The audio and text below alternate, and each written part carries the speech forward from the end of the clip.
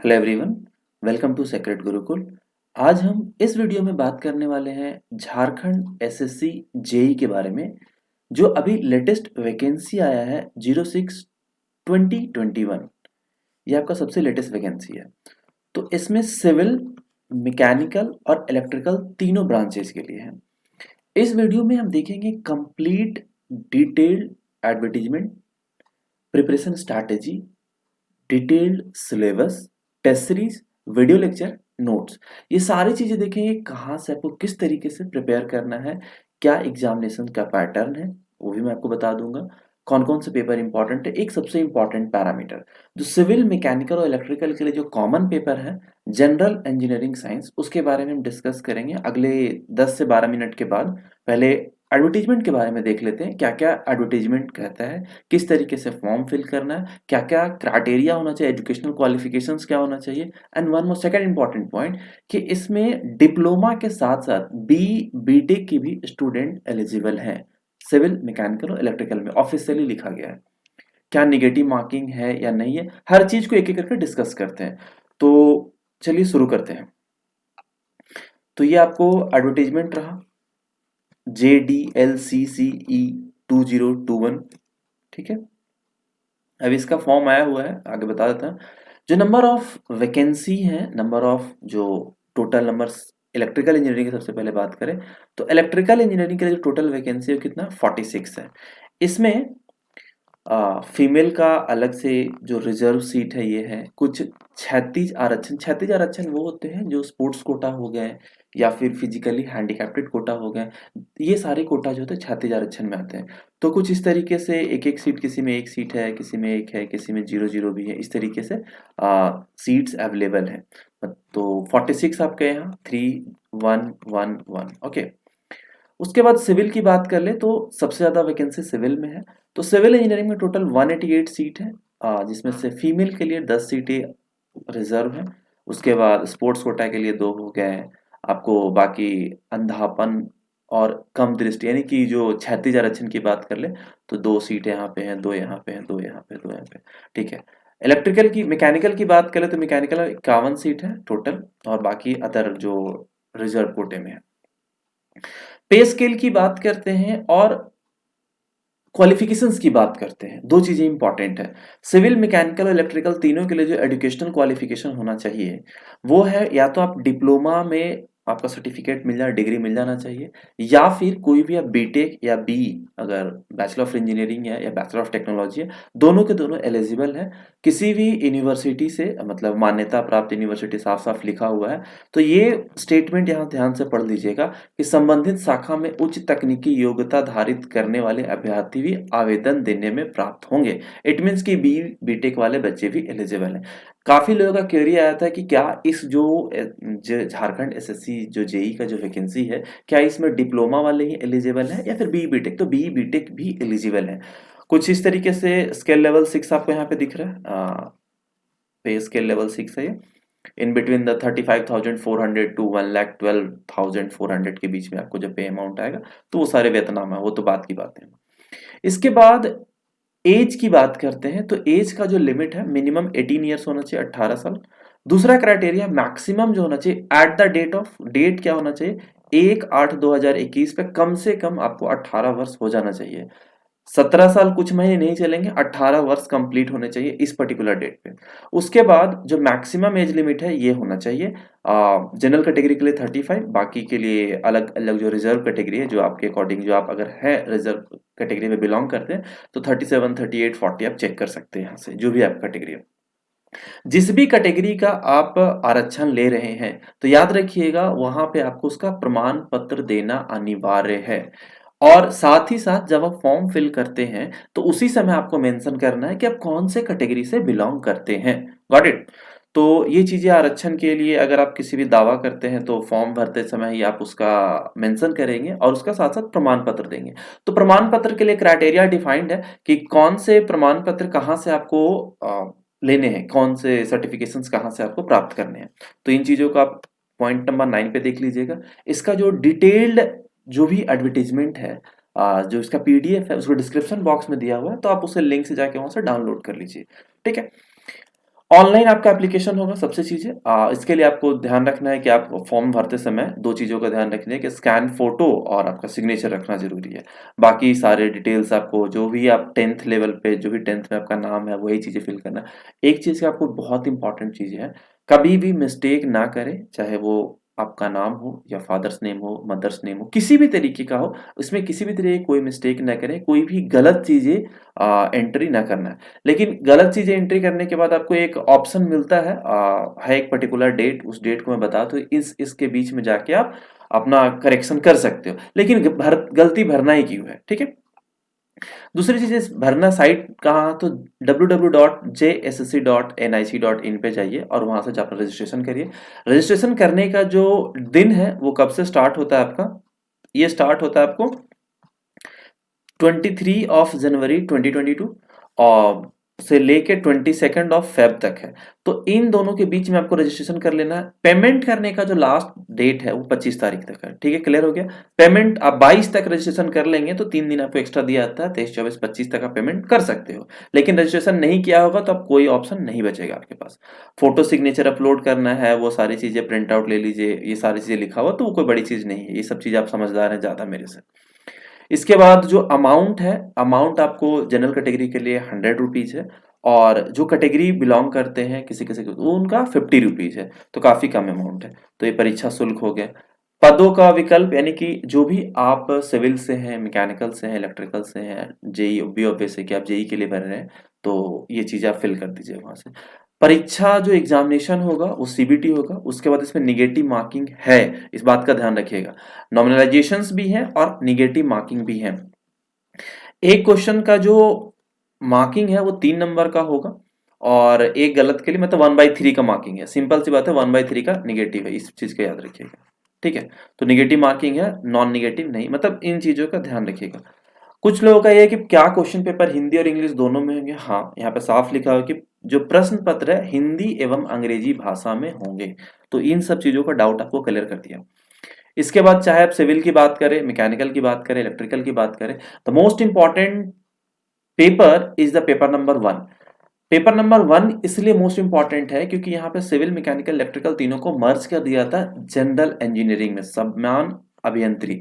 तो 80 क्वेश्चन हो गए, 80 इंटू 3 और 40 इंटू 3, समझ में आ गया? यानी कि 240 इधर और 120 इधर। तो 240 में आपको सिविल, मैकेनिकल, इलेक्ट्रिकल तीनों के तीनों पढ़ना है, इस चीज का याद रखना आपको। इसके बाद बाकी जो भी आपका स्पेसिफिक स्ट्रीम है, चाहे वो सिविल, मैकेनिकल, उसके लिए भी 2 घंटे के पेपर होंगे। 2 घंटा का पेपर होगा, 120 क्वेश्चन होंगे और मार्किंग आपको इस हिसाब से होंगे, 360 नंबर होंगे। ठीक है, 360 नंबर के पेपर होंगे। वही इसके बाद फिर ये भी 360 नंबर का होगा। क्लियर हो गया? तो 360 प्लस 360 ये दोनों को मिला के ही आपको फाइनल मेरिट लिस्ट बनाया जाएगा। तो इस पेपर में आपको ध्यान क्या देना सो मैं आपको बताता हूँ। सबसे पहले जो जनरल इंजीनियरिंग की बात करते हैं तो कॉमन हो गया, सिविल, मैकेनिकल, इलेक्ट्रिकल तीनों के लिए कॉमन है। तो जब ये कॉमन है तो तीनों लोगों को पढ़ना है, काफी इंपॉर्टेंट है। सिविल इंजीनियरिंग भी है, स्ट्रक्चरल इंजीनियरिंग भी है, इलेक्ट्रिकल इंजीनियरिंग भी है, मैकेनिकल इंजीनियरिंग है। तो जो सिविल के बच्चे हैं उनको तो इसमें कोई दिक्कत नहीं होगा, लेकिन दिक्कत कहाँ आएगी? इन दोनों में।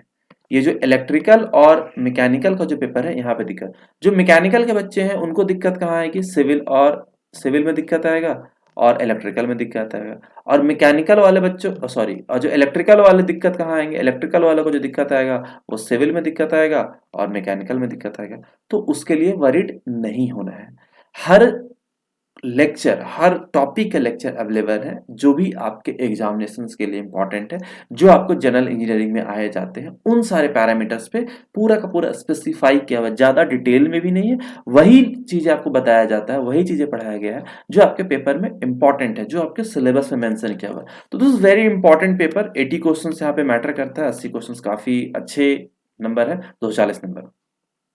फिर सामान्य ज्ञान की बात करते हो, सामान्य ज्ञान में आपको जनरल समान अध्ययन भी है।